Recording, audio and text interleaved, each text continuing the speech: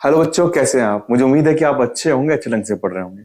अब तक जो हमने भूगोल में पढ़ा, हम पाठ नंबर हम इसमें आ चुके हैं, तृतीयक एवं चतुर्थक व्यवसाय में आ चुके हैं।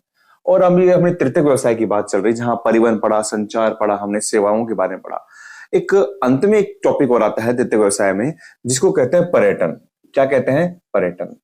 देखिए, पर्यटन भी एक बात करें, पर्यटन भी एक व्यवसाय है।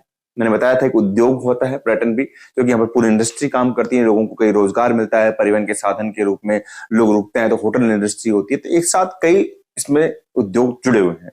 अब जैसे हम पर्यटन की बात करें, तो पर्यटन क्या है? एक प्रमुख तृतीयक व्यवसाय है। एक क्या है? तृतीयक व्यवसाय का प्रमुख व्यवसाय है। तो पर्यटन प्रमुख तृतीयक व्यवसाय है, जिसमें अंतर देखिए आप, अगर आप घूमने जाते हैं, कहीं बाहर जाते हैं और आपका उद्देश्य व्यापार होता है, तो वो उसमें नहीं आएगा। लेकिन पर्यटन प्रमुख तृतीय व्यवसाय है जिसमें यात्रा का उद्देश्य आनंद होता है, जिसमें यात्रा का उद्देश्य आनंद होता है। यात्रा का उद्देश्य आनंद होता है। यदि आनंद के लिए जा रहे हैं, आप अपने स्वास्थ्य के लिए जा रहे हैं, मनोरंजन के लिए जा रहे हैं, तो वो पर्यटन के अंदर आएगा। और ये पर्यटन विश्व का एक ऐसा व्यवसाय है, विश्व का सबसे बड़ा व्यवसाय है, जहां पर सबसे ज्यादा पंजीकृत रोजगार होते हैं। पंजीकृत रोजगारों प्लस कुल राजस्व, आमदनी के हिसाब से कुल राजस्व की दृष्टि से यह विश्व का सबसे बड़ा क्या है? तृतीयक व्यवसाय है। सबसे बड़ा ये तृतीयक व्यवसाय है। कौन? पर्यटन। अब आप बोलेंगे सर, पंजीकृत की बात क्यों, पंजीकृत रोजगार क्यों? देखिए बेटा, समझिए आप, जैसे मान लीजिए कोई क्षेत्र है, इस क्षेत्र के अंदर यहां पर मान लीजिए कोई एक मंदिर आ गया है, तो ये मंदिर तक आने के लिए वहां पर क्षेत्र में परिवहन के साधन होंगे, तो परिवहन एक रोजगार मिलेगा। यहां पर प्रसाद की दुकान खुलेगी, तो वहां पर उनको रोजगार मिलेगा। साथ में रुकने के लिए यहां पर होटल्स खुलेंगे। यहाँ पर साइड के अंदर जैसे मान लीजिए वहां पर होटल्स के साथ में खाने के लिए भोजनालय खुलेंगे। तो एक तरीके से क्या होगा, ये एक पर्यटन एक सामूहिक, हमने बात की थी समूह अर्थव्यवस्था, उद्योगों को प्रभावित करने वाले में, तो एक समूह अर्थव्यवस्था का रूप है। ये कई उद्योगों को जन्म देगा, कई अर्थव्यवस्था को जन्म देगा, जिससे कई लोगों को रोजगार मिलेगा और कुल राजस्व भी इसमें सबसे ज्यादा होगा। ये पर्यटन में है। अब देखिए, इन क्षेत्रों के अंदर बता दिया आपको, भोजन के हिसाब से है, आपको परिवहन है, मनोरंजन है, आदि के हिसाब से कई लोगों को रोजगार मिलता है। अब इसमें हम पढ़ेंगे विश्व में प्रमुख पर्यटक प्रदेश। देखिए, विश्व में प्रमुख पर्यटक प्रदेश कौन से हैं, ये देखिए आप। विश्व में प्रमुख पर्यटक प्रदेश, पहला प्रदेश अगर विश्व स्तर पर बात करें तो हम आते हैं, तो वहां पर हम सोचते हैं भूमध्य सागरीय जो प्रदेश है वहां पर, क्योंकि बेटा भूमध्य सागरीय जो प्रदेश है वो एक दक्षिणी यूरोप के हिसाब से साथ लगता है, और एक अफ्रीका की, उत्तरी अफ्रीका के बाद साथ लगता है, जिसमें ट्यूनीशिया है, अल्जीरिया है, वहां पर इटली, और अपने जो एक इटली है, रोम है, इटली है, फ्रांस है, ये आपके दक्षिण यूरोप में आता है। तो यहां पर क्या होता है, सर्दियों में बारिश होती है। यहां पर सबसे अच्छी बात ये होती है कि लगातार ऊंचा तापमान बना रहता है, धूप की लंबी अवधि रहती है ना। और जो इसके बनिस्पत जो पास के क्षेत्र हैं यूरोप के, वहां पर इस वक्त बर्फ गिरती है, तो वो लोग घूमने यहां पर आते हैं। तो जो पहला जो क्षेत्र आ जाएगा आपका, वो आ जाएगा भूमध्य सागर के तट के चारों ओर प्रदेश। भूमध्य सागर के तट के चारों ओर के प्रदेश, चारों ओर के प्रदेश, जिसमें आपका आएगा दक्षिणी यूरोपीय, दक्षिणी यूरोपीय आ जाएगा, और प्लस दक्षिण यूरोपीय के साथ में आपका आ जाएगा उत्तरी अफ्रीका। क्या आ जाएगा? उत्तरी अफ्रीका के देश जो हैं वो आ जाएंगे आपके, क्योंकि यहां पर क्या है, तापमान भी ऊंचा है, और बनिस्पत जो बाकी के एरिया, जैसे रूस का अपन बात करें, या फिर बाद में नॉर्वे, स्वीडन, फिर यहाँ की बात करें, यहाँ के जो यूरोपियन बाकी कंट्री, वहां पर उस वक्त बर्फ गिरती है, तो वो वहां पर क्या होता है कि उस वक्त वहां पर घूमने के हिसाब से अच्छे तापमान, अच्छी धूप का आनंद लेने के लिए यहां पर आते हैं। दूसरा हम भारत में कर सकते हैं, भारत का पश्चिमी तटीय प्रदेश, भारत का पश्चिमी तटीय प्रदेश। इस पश्चिमी तटीय प्रदेश में दो क्षेत्र आएंगे, एक तो मुंबई है, जहां समुद्र तट के कारण सम जलवायु रहती है, हमेशा अच्छा मौसम रहता है, और एक जो घूमने का स्थल रहता है गोवा। ये दोनों क्या है, अच्छी जलवायु के कारण प्रमुख पर्यटक प्रदेशों में आते हैं। फिर आपका तीसरा आता है आपके जो पर्वतीय प्रदेश होते हैं। पर्वतीय प्रदेश, हम भारत के रेफरेंस में बात करते हैं, तो पर्वतीय प्रदेश में जैसे मान लीजिए हम बात करें, मनाली है, शिमला है, नैनीताल है, मनाली, शिमला, नैनीताल, या फिर हम राजस्थान में बात करें तो माउंट आबू। यहां पर जलवायु अच्छी रहती है, और गर्मी के समय में जब आपके समतल धरातल पर गर्मी पड़ती है, तो वहां पर लोग क्या है अच्छे ठंडे मौसम के कारण वहां पर जाते हैं, पर्यटन के हिसाब से जाते हैं।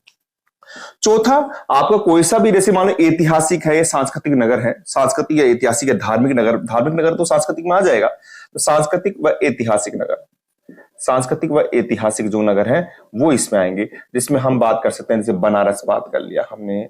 आप बनारस के साथ में हम पूरे उसकी बात करते हैं तो जेरूशलम की बात कर लिया जो इजराइल में है, आपके मदीना की बात कर ली, मक्का मदीना की बात कर ली, मक्का बात कर लिया। बनारस के साथ में हम इसमें बात कर सकते हैं जैसे जगन्नाथपुरी है, वाराणसी जगन्नाथपुरी है उड़ीसा में। तो ये जो क्षेत्र है ये क्या है सांस्कृतिक और ऐतिहासिक दृष्टि से महत्व रखने के कारण लोग वहां पर जाते हैं। तो ये सब विश्व में प्रमुख पर्यटक प्रदेश है। ये भूमध्य सागर के तट के चारों ओर के प्रदेश है, ये भारत का पश्चिमी तटीय प्रदेश है। भूमध्य सागर के तट के चारों ओर के प्रदेश की बात करें तो मैं दोबारा बता देता हूं आपको पहले बताया था कि ये भूमध्य सागर है आपका, यहां पर अफ्रीका का ये भूमध्य सागर है। तो इसके चारों ओर के प्रदेश जैसे आपके स्पेन है, फ्रांस है, इटली है, यहां से ग्रीस है ये वाला क्षेत्र, और आपके अफ्रीका में आपके अल्जीरिया खासकर ट्यूनीशिया वाला जो क्षेत्र है, यहां पर लोग क्या है अच्छी जलवायु के कारण दिन में इसमें तापमान हमेशा ऊंचा बना रहता है और धूप निकली रहती है। तो इसके आसपास के जो क्षेत्र होते हैं वहां पर सब बर्फ गिरती रहती है, साइबेरिया का क्षेत्र है, नॉर्वे, तो इस कारण लोग वहां पर घूमने के लिए आते हैं। अब हम देखते हैं पर्यटन को प्रभावित करने वाले कारक क्या है। पर्यटन को प्रभावित करने वाले कारक क्या है, तो अब आप एक देखते हैं कि हमारे भारत के अंदर भी संस्कृति चल गई है। विदेशों में हम देखते हैं कि विदेश में जो लोग होते हैं कुछ समय के काम करते हैं और कुछ समय के लिए वो घूमने के लिए जाते हैं, मनोरंजन के लिए जाते हैं। तो आजकल की जो लाइफ स्टाइल है उसको आप देखते होंगे कि वहां पर क्या है बहुत ज्यादा तनाव है। उस तनाव को कम करने के लिए लोग क्या कर लेते हैं अपने जीवन में सुधार, जीवन स्तर में सुधार होने के कारण, सुधार करने के कारण, सुधार आने के कारण लोगों में अवकाश की एक डिमांड बढ़ गई है। लोग चाहते हैं चाहे वो प्राइवेट नौकरी में काम करे चाहे सरकारी में करे, वो चाहते हैं कि उनको छुट्टियां मिले। तो जीवन स्तर में सुधार हेतु बढ़ते अवकाश की मांग, परिवहन सुविधाओं में आप जो आजकल जो एक परिवहन का एक जाल तंत्र बन गया है, आप किसी भी परिवहन साधन का यूज कर सकते हैं, उसी कारण क्या हो गया लोगों का पर्यटन के प्रति रुझान उत्पन्न हुआ है। तो पर्यटन को प्रभावित करने वाले कारक, प्रभावित करने वाले कारक। लेकिन हम बात करें आजकल पर्यटन जरूरी क्या है। पहले के समय में आप कहते थे कि देखो जो विदेश में यूरोपीय लोग ये हमेशा घूमते रहते हैं, नहीं ये कुछ समय काम करते हैं कुछ समय घूमते हैं। तो आजकल ये मान लीजिए कि जीवन स्तर में सुधार के लिए बढ़ते अवकाश की मांग, सब चाहते हैं कि वीक में इतने दिन काम करें जिससे कि अपनी बॉडी को रिलैक्स कर सके, मानसिक रूप से वो हो सके, मतलब स्वस्थ हो सके। तथा परिवहन सुविधाओं के विस्तार के कारण, आजकल कितने पैकेज चलते हैं जिसके कारण आप कहीं पर भी आराम से सस्ते दाम पर अपने एक मनचाहे दाम पर घूम सकते हैं। परिवहन सुविधाओं के विकास के कारण लोगों का पर्यटन के प्रति क्या हुआ है, रुझान विकसित हुआ है। लोग पर्यटन के प्रति जा रहे हैं, पर्यटन उनके जीवन का पार्ट बन गया है, घूमना एक जीवन का पार्ट बन गया है।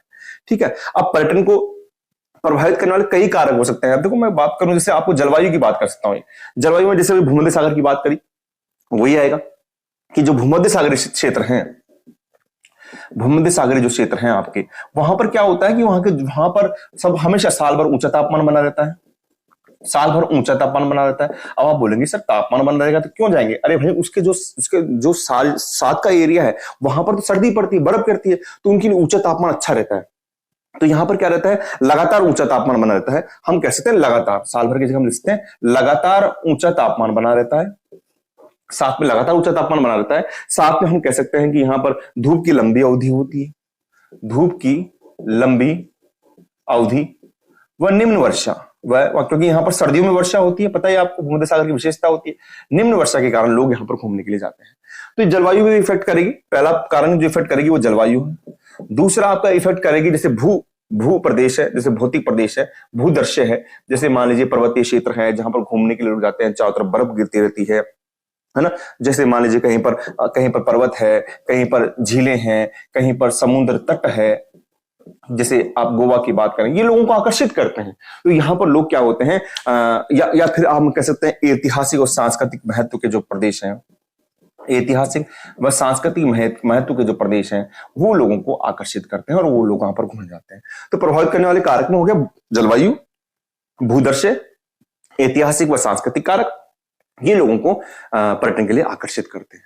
अच्छा, एक पर्यटन में विशेष नाम आता है, वो आप देखिए, वो है चिकित्सा पर्यटन।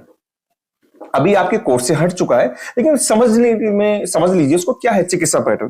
देखिए चिकित्सा पैटर्न का मतलब होता है कि जब चिकित्सा उपचार को आप अंतरराष्ट्रीय पैटर्न से जोड़ दिए जाते हैं। जैसे मान लीजिए मुझे मान लीजिए श्रीलंका जाना है, लेकिन मुझे वहां पर श्रीलंका में क्यों जा रहा हूं, घूमने के लिए हिसाब से नहीं जा रहा हूं, मुझे वहां प्राकृतिक चिकित्सा लेनी है। या मान लीजिए कोई भी यूरोपियन कंट्री से हमारे भारत में आ रहा है, आयुर्वेद इलाज के लिए आ रहा है, तो जब चिकित्सा उपचार को अंतरराष्ट्रीय पैटर्न से जोड़ दिया जाता है तो उसे चिकित्सा पैटर्न हम कहते हैं। और इसके अंदर क्या होता है, जैसे भारत है, आप थाईलैंड है, सिंगापुर है, श्रीलंका है, इसमें आयुर्वेदिक चिकित्सा के लिए, प्राकृतिक उपचार के लिए लोग वहां पर आते हैं और स्वास्थ्य लाभ प्राप्त करते हैं। तो चिकित्सा पैटर्न के अंदर आ जाते हैं। अब देखिए बच्चों, आपने तृतीयक व्यवसाय को पढ़ लिया है, आप परिवहन को समझ चुके हैं, संचार को समझ चुके हैं, सेवाएं जो मानसिक और शारीरिक श्रम थी वो सेवाएं पढ़ चुके हैं, वो पैटर्न को पढ़ चुके हैं। अब हम शुरू करेंगे चतुर्थक व्यवसाय।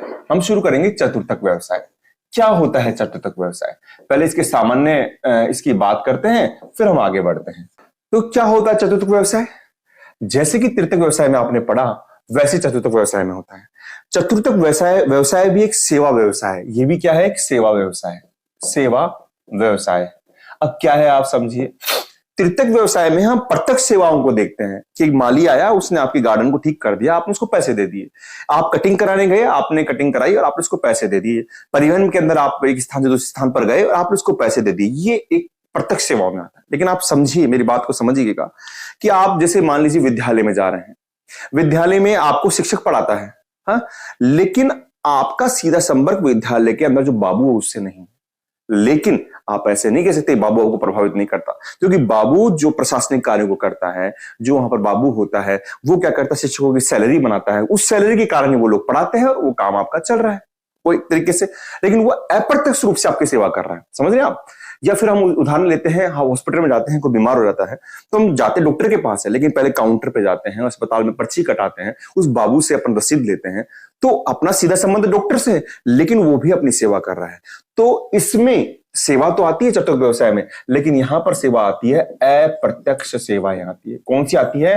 अप्रत्यक्ष सेवाएं आती है, जिसका सीधा संबंध उपभोक्ता से नहीं होता, जिसका सीधा संबंध उपभोक्ता से नहीं होता, उपभोक्ता से नहीं होता। समझ रहे हैं आप? तो ये क्या होता है, आपके चतुर्थक व्यवसाय में आता है। यानी चतुर्थ व्यवसाय में अप्रत्यक्ष सेवाओं को शामिल किया जाता है, जिसका सीधा संबंध उपभोक्ता से नहीं होता है। आप बिल्कुल क्लियर कर रहे हैं। प्रत्यक्ष सेवाओं में तृतीयक व्यवसाय में प्रत्यक्ष सेवाएं होती है, यहां पर अप्रत्यक्ष सेवाएं होती है। आप समझ रहे हैं, है ना। जैसे टीचर है, अध्यापक वो आपको रेगुलर पढ़ा रहा है, वो प्रत्यक्ष है। लेकिन एक जो अस्पताल या स्कूल का बाबू है, या फिर हम ले सकते हैं एक रंगकर्मी कलाकार है, आप एक पिक्चर देख रहे हैं, आपने किसी हीरो को देखा, आप काफी आनंदित होते हैं, लेकिन आप उससे प्रत्यक्ष रूप से रिलेटेड नहीं है, तो वो भी क्या होगा, आपका सेवा तो कर रहा है, लेकिन वो आएगा चतुर्थक व्यवसाय के अंदर आएगा, है ना। ये सेवा सेक्टर है। इसमें खास बात कि यह एक सेवा सेक्टर व्यवसाय है। यह एक सेवा सेक्टर व्यवसाय है ना। इसमें खास वाली बात क्या है कि जिसमें अनुसंधान और विकास, जिसमें अनुसंधान यानी यहां पर क्या होता है कि एक तरीके से अप्रत्यक्ष सेवाएं होती है। जो अप्रत्यक्ष सेवा में इसमें थोड़ा सा बौद्धिक स्तर थोड़ा सा बढ़ जाता है और विकास और ज्ञान पर आधारित होता है। जो क्या होता है, जो ये सेवा कैसे होती है, जो अनुसंधान, विकास और ज्ञान पर आधारित होती है, जो ज्ञान पर आधारित होती है, ज्ञान पर आधारित होती है। मैंने आपको पहले भी कहा है कि जैसे जैसे आप सेवाओं में बढ़ते रहेंगे, प्राथमिक से द्वितीय, द्वितीय से तृतीय, चतुर्थक, पंचम, वैसे वैसे आपका कौशल बढ़ता जाएगा, वैसे वैसे आपको आमदनी बढ़ती जाएगी। तो यहां पर क्या है कि ये सेवा सेक्टर व्यवसाय है, अप्रत्यक्ष सेवाएं देता है, जो अनुसंधान, विकास और ज्ञान पर आधारित होता है। ठीक है। इस व्यवसाय के 3 चरण होते हैं, ये समझिए आप। इस व्यवसाय के 3 चरण होते हैं। इस व्यवसाय के 3 चरण होते हैं। 3 चरण में आप यूं समझिए कि जैसे मान लीजिए आपके स्कूल में कोई बाबू है, बाबूजी हैं, वो काम कर रहे हैं, तो पहले क्या करते हैं कि वो अपने उस रिलेटेड जो भी स्कूल में जो सूचनाएं आती है, उस सूचनाओं को इकट्ठा करते हैं, फिर सूचनाओं को उत्पादन करते हैं। उत्पादन से मतलब है कि सूचना जिसके पास जानी चाहिए। जैसे मान लीजिए भूगोल के शिक्षक के लिए सूचना है, छात्रवृत्ति के लिए सूचना है, या शाला दर्पण के लिए सूचना है। मैं सामान्य शब्दों में समझाने की कोशिश कर रहा हूं आपको। तो पहले वो सूचनाओं का संग्रहण करेंगे। पहला तो काम क्या करेंगे, वो सूचनाओं का संग्रहण करेंगे, सूचनाओं का संग्रहण करेंगे, सूचनाओं को इकट्ठी करेंगे, संग्रहण करेंगे। अब संग्रहण करने के बाद वो उसको उसको मैनेज करेंगे कि भाई ये सूचना इसके लिए, ये सूचना इसलिए, इतने समय में इसको पूरी करनी है, तो सूचनाओं का उत्पादन करेंगे वो। यानी आप सूचनाओं को बनाएंगे एक तरीके से, उसको एक डाटा चार्ट के अंदर बना देंगे, सूचनाओं का उत्पादन कह सकते हैं हम उसे। और फिर अंतिम जो है जिसके पास जिसके लिए सूचना है उस सूचना उसको दे देंगे, भैया आप सूचना है आप प्रेषित कर दीजिए, आप इस काम को आपको करना है। तो सूचनाओं को क्या करेंगे, यहां पर प्रेषण करेंगे। सूचनाओं का हम इसमें लिख सकते हैं कि सूचनाओं का प्रेषण करेंगे, यानी उनको फैलाएंगे, यानी जहां पर उसको भेजनी है उसको भेजेंगे। तो ये 3 आपके चरण होते हैं, सूचनाओं का संग्रहण, संग्रहण के बाद उसका उत्पादन, ये प्रेषण। आप संग्रहण उत्पादन को मत समझना, संग्रहण का मतलब होता है सूचनाएं कलेक्ट करना, फिर उसको उत्पादन करना, उसको मैनेज करना और फिर उसका प्रेषण करना। हम सामान्य अर्थ समझ रहे हैं। तो वापस रिपीट करता हूं, चतुर्थ व्यवसाय एक सेवा सेक्टर व्यवसाय है, यह प्रत्यक्ष सेवाएं होती है, इसमें सीधा संबंध उपभोक्ता से नहीं होता है, इसमें अनुसंधान, विकास और ज्ञान पर आधारित होता है, इसमें कोई कौशल नहीं है, यह अनुसंधान है, टेक्निकल है, कंप्यूटराइज काम होता है, या फिर एक विज्ञान और ज्ञान पर आधारित होता है। इसके उदाहरण आप ले सकते हैं, उदाहरण आप लीजिए, उदाहरण आप क्या लेंगे, यहां पर हम इसकी कुछ उदाहरण भी देख लेते हैं आपके चतुर्थ व्यवसाय के। तो उसके उदाहरण मैंने आपको जैसे बताया था कि स्कूल में जो बाबू होता है या अस्पताल में जो बाबू होता है, जो उसका सीधा संपर्क नहीं होता लेकिन आपको सेवाएं उपलब्ध कराता है, तो आप कह सकते हैं विद्यालय, विद्यालय या फिर अस्पताल का बाबू, अस्पताल का बाबू इसके अंदर आएगा। दूसरा आपके इसके अलावा हम क्या कर सकते हैं, जो किसी कंपनी में दलाल होता है, जैसे आप देख लीजिए किसी से आपको जमीन खरीदते हैं, और जमीन आप किसी से खरीद रहे हैं, वो जमीन आपको बेच रहा है, आप उससे खरीद रहे हैं, लेकिन बीच में एक दलाल होता है जो उसमें आपके साथ बैठकर आपका सहयोग करता है, तो वो भी इसके अंदर आ जाएगा। तो और एक रंग मंच का कलाकार, जो रंग मंच का कलाकार, यानी आप यूं कह सकते हैं फिल्मी कलाकार कह सकते हैं, आप जो फिल्मी कलाकार होते हैं, आपने कोई पिक्चर मूवी देखी, पिक्चर देख रहे हैं और वहां पर आप उनको नहीं जानते, आप देख रहे हैं, आप उनसे मनोरंजन मिल रहा है आपको, लेकिन सीधा संपर्क नहीं है, तो वो भी चतुर्थ व्यवसाय के अंदर आएगा। ठीक है।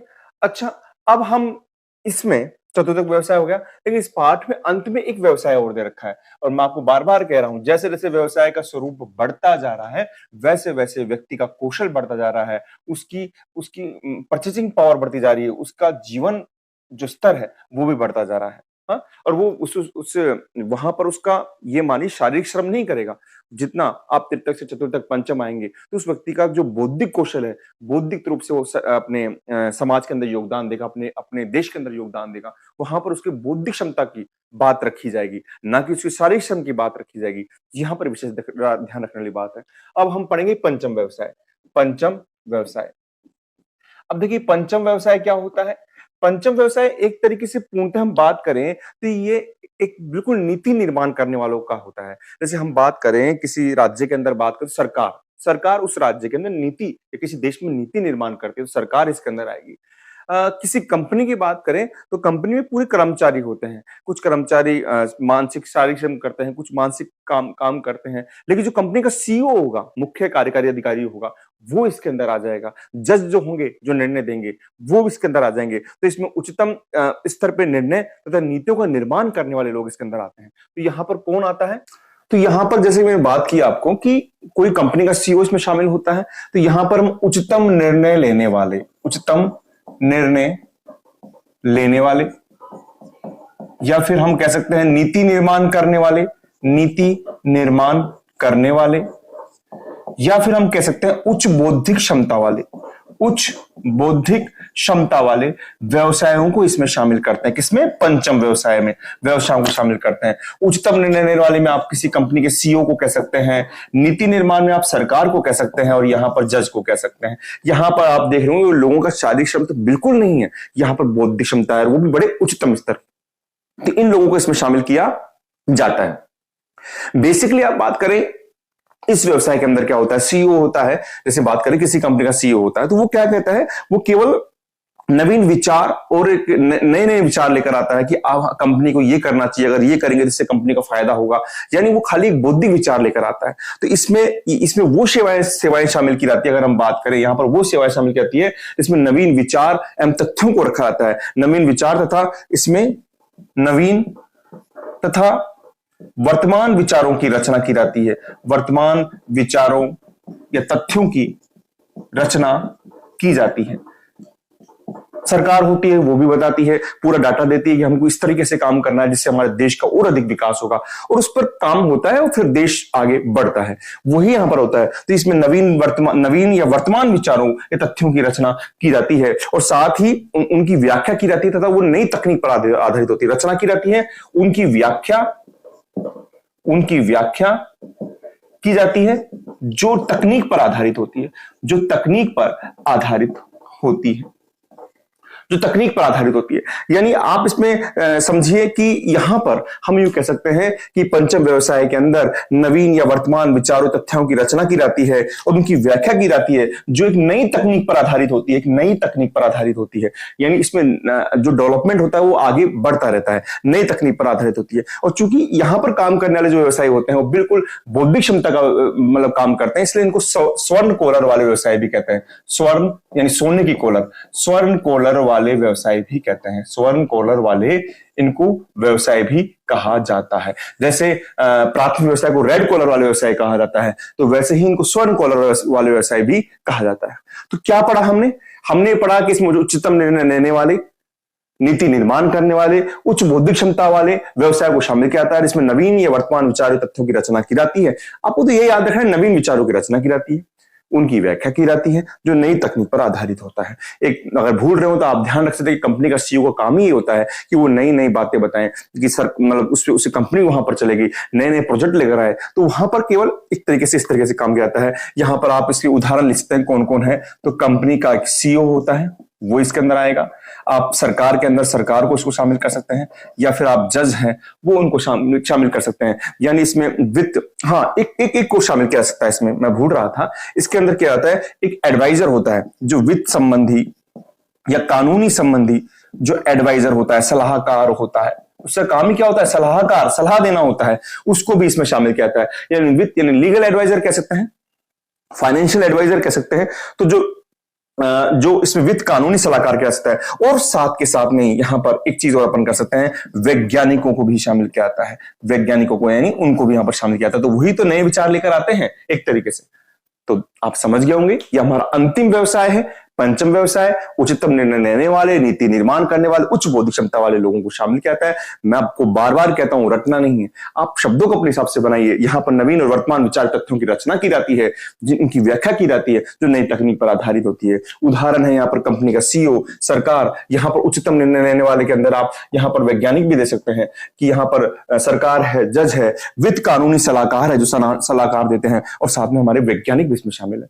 तो आपने इस पूरी यात्रा के अंदर हम जो भी चैप्टर पढ़ के आ रहे हैं उसमें प्राथमिक, द्वितीयक, तृतीयक, चतुर्थक और पंचम व्यवसाय हम पढ़ चुके हैं। अच्छा, अब अंत में कुछ व्यवसाय के साथ साथ में ही हम पढ़ेंगे कि किस प्रकार हम किसी भी क्षेत्र के अंदर उद्योगों का विकास करते हैं, जहां पर हमको ये देखना हो कि वस्तु की गुणवत्ता बढ़ानी हो, या ऐसे क्षेत्र होते हैं कि जहां पर क्या होता है कि पूंजी की कमी होती है, यानी पूंजी के लिए हम किसी को आमंत्रित करना हो, तो वहां पर कुछ तथ्यों को पढ़ेंगे। और वहां पर एक चीज है इसका नाम है बाह्य स्त्रोतन। क्या है? बाह्य स्त्रोतन। बाह्य स्त्रोतन यानी बाहर से, स्त्रोत यानी बाहर से किसी को आमंत्रित करना। इसके अंदर क्या किया जाता है कि कोई भी एक क्षेत्र है, मैं एक क्षेत्र का उदाहरण लेता हूं। यहां पर कोई उत्पाद है, हम भारत के अंदर बात करें, अगर किसी उत्पाद है या कोई प्रोडक्ट है, उसकी अगर हमको दशा सुधारनी है, गुणवत्ता सुधारनी है, तो हम क्या करते हैं, बाहर से किसी कंपनी को आमंत्रित करते हैं। बाहर से हम क्या करते हैं, किसी कंपनी को हम उसको आमंत्रित करते हैं, संस्था को या कंपनी को आमंत्रित कर देते हैं। मान लीजिए यहाँ पर कोई संस्था है, किसी विदेश की संस्था है, एक कंपनी को आमंत्रित करती है। अब ये कंपनी अगर अपने साथ में लाती है तो क्या लाती है, ये यहाँ पर एक तो अपनी पूंजी लगाएगी, यहाँ पर क्या लाएगी, पूंजी लगाएगी। आपकी बौद्धिक क्षमता यानी बौद्धिक क्षमता भी यहां पर लेकर आएगी, साथ में आपको यहां पर नई तकनीक भी लेकर आएगी। क्या लेकर आएगी, नई तकनीक भी लेकर आएगी, ये यहां पर निवेश करेगी। यानी कोई कंपनी खाली पैसा निवेश नहीं करती है, वो वहां पर पूंजी, बौद्धिक क्षमता और तकनीक का निवेश करती है।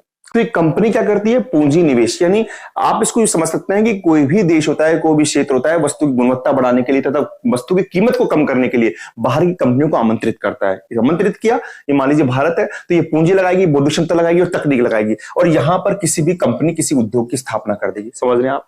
अब जो कंपनी की स्थापना करेगी तो यहां पर इन लोगों को क्या चाहिए, रोजगार यानी मजदूर चाहिए, श्रमिक चाहिए, और ये अधिक जनसंख्या वाले जो देश है हमारे भारत चीन, वहां पर आसानी से मिल जाते हैं। और यहाँ पर उन लोगों को क्या मिलता है, हमारे क्या होता है, हमको कई चीजें मिलती है। पहला तो हमको क्या मिलती है, अच्छी गुणवत्ता की वस्तुएं मिलती है, अच्छी गुणवत्ता की वस्तुएं मिलती है। दूसरा क्या होता है, वस्तुएं जो होती है वो कम कीमत पर मिलती है, कम कीमत पर मिलती है। तीसरा क्या होता है, हमको रोजगार मिलता है, हमको क्या मिलता है, रोजगार मिलता है। समझ रहे हैं आप। और उस रोजगार को मिलने से क्या होता है, उत्प्रवास में कमी आती है, लोग जो प्रवास करते हैं उसमें कमी आती है। तो मैं कह रहा हूं आपको एक चार्ट बनाना चाहिए। अगर आप चार्ट बनाएंगे सही ढंग से तो आपके अच्छे नंबर आएंगे। कहने का मतलब, अब इसको परिभाषा बनाता हूं, बाह्य स्रोतन क्या होता है, ये किसी भी क्षेत्र में वस्तु की गुणवत्ता बढ़ाने के लिए, उसकी कीमत कम करने के लिए बाहर से किसी कंपनी या संस्था को आमंत्रित किया जाता है। कंपनी यहां पर अपनी पूंजी, बौद्धिक क्षमता, तकनीक लगाती है, वहां पर रोजगार वहां पर एक उद्योग लगाती है, जिससे वहां के स्थानीय लोगों को रोजगार मिलता है, जिससे उत्प्रवास में कमी आती है और उपभोक्ता को अच्छी गुणवत्ता और कम कीमत की वस्तु मिलती है। सबसे खास बात, सबसे फायदा क्या है यहां पर उपभोक्ता को है कि उपभोक्ता को अच्छी गुणवत्ता की वस्तु मिलेगी, और प्लस वो कम कैसे मिलेगी, वो कम कीमत की वस्तु मिलेगी, कम कीमत की वस्तु मिलेगी। आपने उदाहरण देखा होगा, आप अगर राजस्थान में है, जयपुर में है, तो आपने देखा कई हमारे कॉल सेंटर खुले हुए हैं। वो कॉल सेंटर कई बाहर की कंपनी ने लगाए हुए हैं। उसमें क्या होता है, कॉल सेंटर तो बाहर की कंपनी ने लगाए, उनकी पूंजी भी लग रही है, लेकिन काम कौन करता है, काम हम करते हैं। तो भारत और चीन जैसे देशों में, भारत प्लस चीन जैसे देशों में विदेशी कंपनियों ने कॉल सेंटर खोले हुए हैं, जहां पर क्या होता है, जिसके कारण भारत और चीन के लोगों को वहां पर रोजगार मिलता है। और रोजगार मिलेगा तो वहां पर उत्प्रवास की कमी आएगी। उत्प्रवास समझ रहे हैं ना, अपने स्थान को छोड़कर जाना, तो उसमें कमी आएगी। और इन देशों में खास बात होती है, बाहर वाले जो यूरोपीय कंट्री को खास बात होती है कि भारत चीन के अंदर आराम से सस्ता, सबसे बड़ी बात सस्ता और कुशल श्रमिक भी मिल जाता है। कुशल श्रमिक भी यहां पर मिल जाते हैं। ऐसा नहीं है हमारे सस्ते मिलते हैं, कुशल भी, ट्रेनिंग श्रमिक भी मिल जाते हैं। ये वाली बात आप देखते हैं कि ये कंपनी अपनी क्यों नहीं लगाती, क्योंकि यहाँ पर इनके जो श्रमिक होते हैं बहुत महंगे होते हैं, तो यहाँ पर सस्ता श्रमिक मिल जाता है, सरकार भी इसमें फायदा करती है। तो आप समझ गए होंगे कि बाह्य स्रोतन से हमको फायदा रहता है कि हमको अच्छी गुणवत्ता की वस्तु मिलती है, कम कीमत पर मिलती है, रोजगार मिलता है, उत्प्रवास में कमी आती है, सबसे ज्यादा फायदा उपभोक्ता का होता है। और बाहर जो कंपनी होती है वो अपना निवेश करती है, जिससे उनको फायदा होता है, क्योंकि उनका प्रोडक्ट यहाँ पर बिकता है। तो ये बाह्य स्रोतन होता है। अब देखिए, बाह्य स्रोतन के दो प्रकार हो रहे हैं, उनको और समझिए आप। एक तो है होम शोरिंग। होम शोरिंग क्या होता है, इसके अंदर क्या किया जाता है कि जो आजकल की चल भी रही है, अगर आपने देखा हो अभी कोरोना के अंदर चला है कि इसके अंदर हम जिसको बोलते हैं वर्क फ्रॉम होम, इसके अंदर क्या कहता है, कर्मचारियों को, जो भी कर्मचारी होते हैं, इसी का विकल्प है, बाह्य स्रोत का ही विकल्प है, ये बाह्य स्रोतन का ही विकल्प है। इसमें क्या होता है कि कर्मचारियों को घर से ही पहले ट्रेनिंग दी जाती है, यानी कर्मचारियों को प्रशिक्षण दिया जाता है, जिससे वो घर पर ही क्या कर सके, काम कर सके। होम का मतलब घर हो गया, तो घर पर ही क्या करते, उन्हें घर पर ही परंपरागत रूप से उनको घर पर ही काम करने की, यानी परंपरागत रूप से काम करने की ट्रेनिंग दी जाती है, काम करने की ट्रेनिंग दी जाती है। तो ये हो गया आपका होम शोरिंग। होम यानी घर से, आपको ध्यान रखना इसका विकल्प है, इसमें कर्मचारी को ट्रेन किया जाता है। अभी आप वर्क फ्रॉम होम को बात करेंगे तो वो उससे थोड़ा अलग है, वहां पर तो लोगों को मजबूरी में करना पड़ा है, लेकिन इसमें काम ही क्या आता है, उससे क्या होता है कि देखो सबसे बड़ा फायदा क्या होता है, कर्मचारी घर पर बैठ काम करेगा तो वो वहां घर में ऑफिस में आएगा, तो ऑफिस में जो वहां का इंफ्रास्ट्रक्चर का खर्चा होता है, बिजली का खर्चा होता है, ऑफिस का खर्चा होता है, वो बच जाता है। तो ऐसे में क्या, कर्मचारी को ट्रेन किया जाता है घर पे काम करने के लिए, और घर पे परंपरागत रूप से काम करने की ट्रेनिंग दी जाती है। ठीक है, अंतिम इसका बच रहा है, उसको बोलते हैं अप्रतन या फिर ऑफ शोरिंग। और इसके अंदर कुछ भी नहीं है, इसके अंदर यह है कि जब बाह्य स्रोतन का कार्य समुद्र पार से किया जाता है, यानी जब बाह्य स्रोतन का कार्य कब किया जाता है, समुद्र पार से किया जाता है।